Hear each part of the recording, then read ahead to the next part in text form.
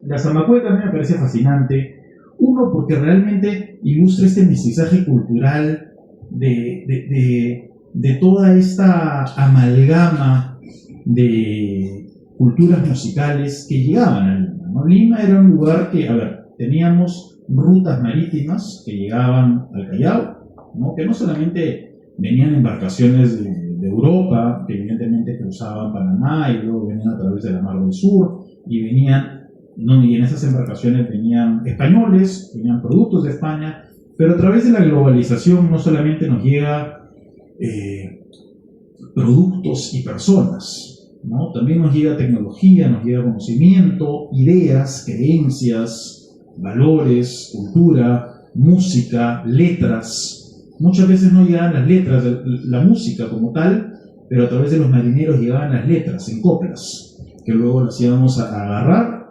Podían haber venido de Iberia o de las Islas Canarias, ¿no? Esas mismas coplas luego adquirían diferentes influencias en Cuba, se cambiaban, o en el Caribe, se cambiaban unas letras, unos versos por otros, y esas eran las coplas o las seguidillas con las que finalmente los famosos decimistas del siglo XVIII, siglo XIX, iban a improvisar, le iban a poner música y las iban a incorporar al jarana y finalmente se iban a terminar convirtiendo en esas zamacuecas que el día de hoy llamamos marineras limeñas, ¿no?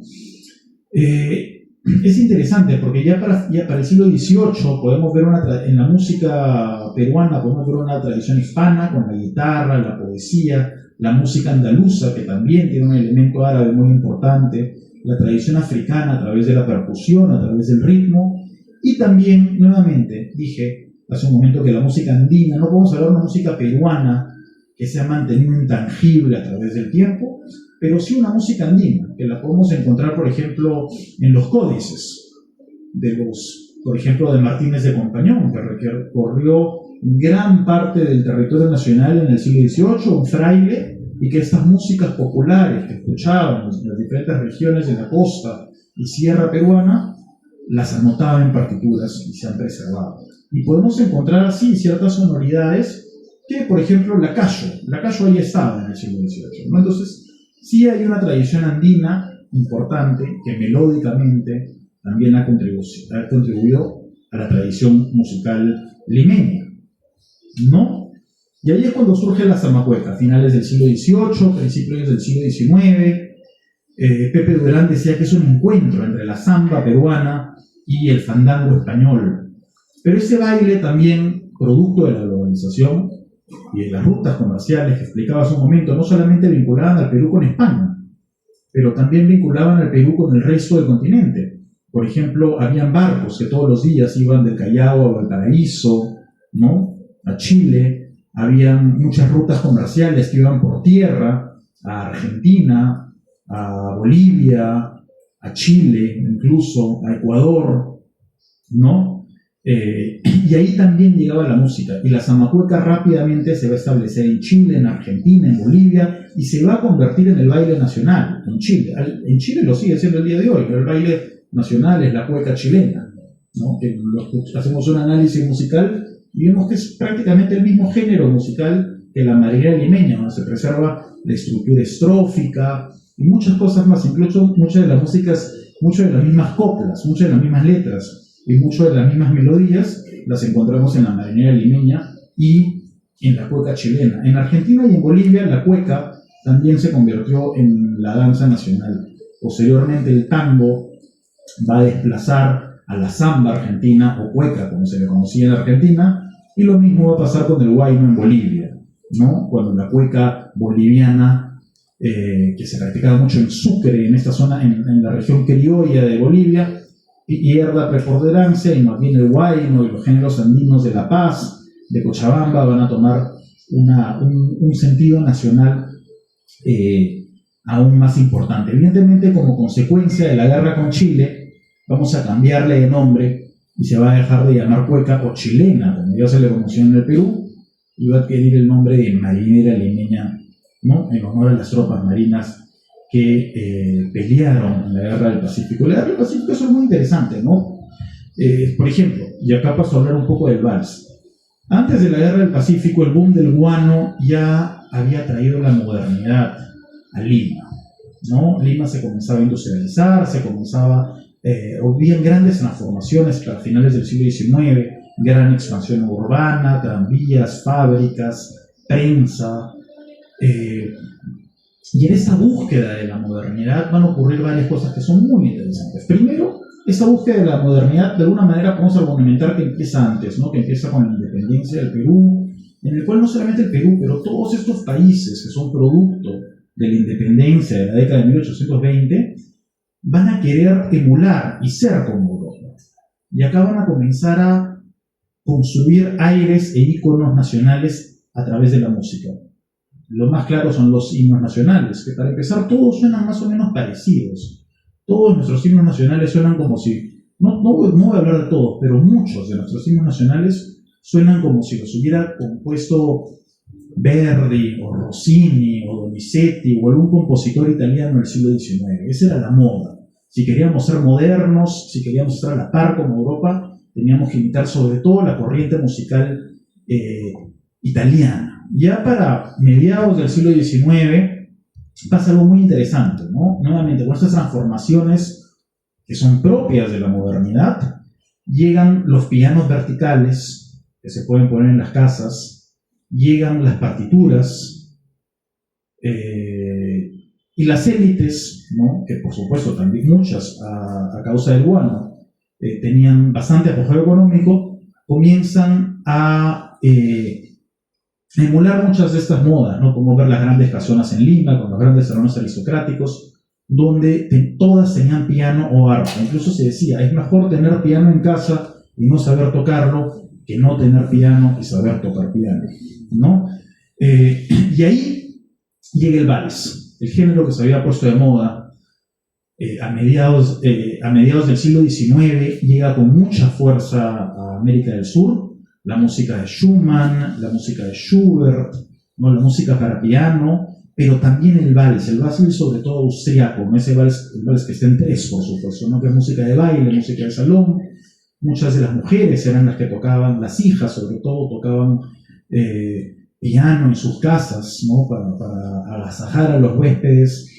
Y ahí el vals realmente se convierte en este símbolo de progreso, en esta música de élite, y en ese símbolo de modernidad.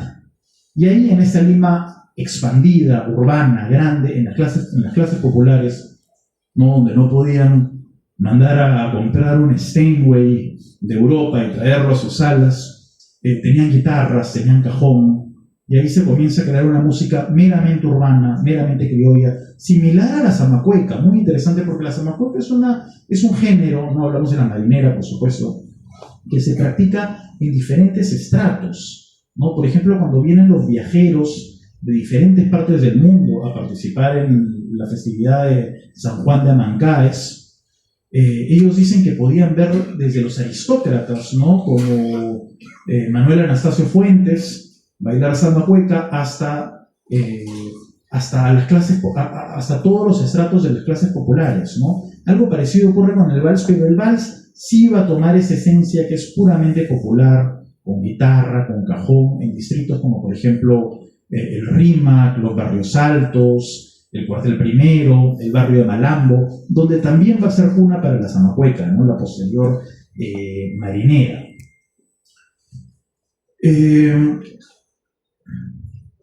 Esto, por ejemplo, cuando hablamos de modernidad es muy interesante, ¿no? Eso lo podemos encontrar, por ejemplo, en la música de Píndaro, ¿no? Píndaro, que es este exponente que algunos dicen que pertenece a la Guardia Vieja, otros a la Guardia Nueva, pero que es este gran compositor del cual tenemos mucha música guardada y de quien tenemos la suerte de tener mucha música, porque Píndaro no era la única persona que componía música. La Guardia Vieja está llena de extraordinarios exponentes, de la cual lamentablemente mucha de su música, muchos de los valses, no los tenemos, no tenemos la música, pero sabemos que existen porque tenemos los cancioneros, tenemos las letras, ¿no? El problema es qué hacemos con una letra si no sabemos cómo cantarla, ¿no?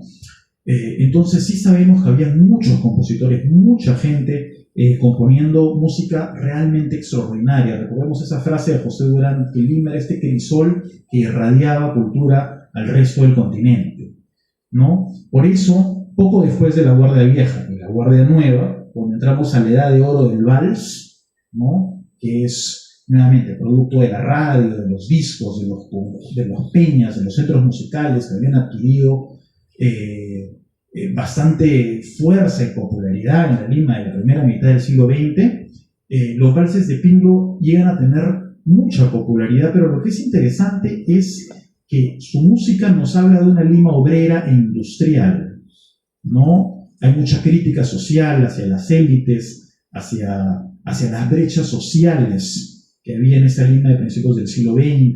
Vemos personajes urbanos. Hay un famoso vals, por ejemplo, bueno, evidentemente el plebeyo, ¿no? Tremenda alegoría de la desigualdad republicana, pero por ejemplo hay un vals que Pingo nos habla de un auto y de que su corazón por esta mujer late más rápido que los 40 o 50 kilómetros por hora de los que llevaba este carro, ¿no? Que el día de hoy parece casi risible.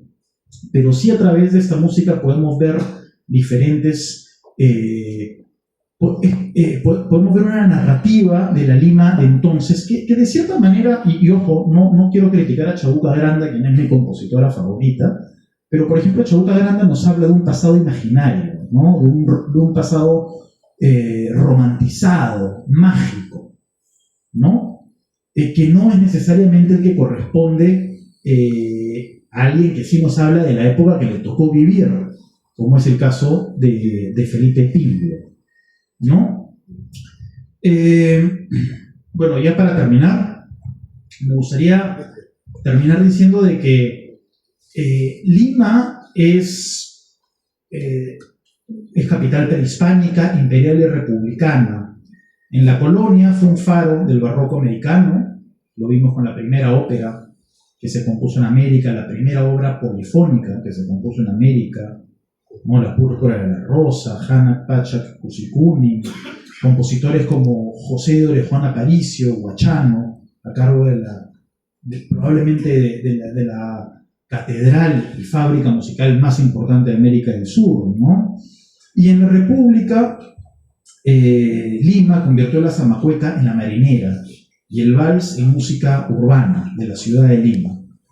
Desde la catedral hasta la jarana, desde el barroco hasta el vals, Lima cantó su tránsito hacia la modernidad. El día de hoy, ¿no? Estamos celebrando el Día de Lima, 491 años desde su fundación. Celebrar Lima es también celebrar el mestizaje que fundó la República, y así el vals criollo es la música con la que Lima aprendió a ser una ciudad moderna. Muchas gracias, voy a cederle la palabra al siguiente expositor.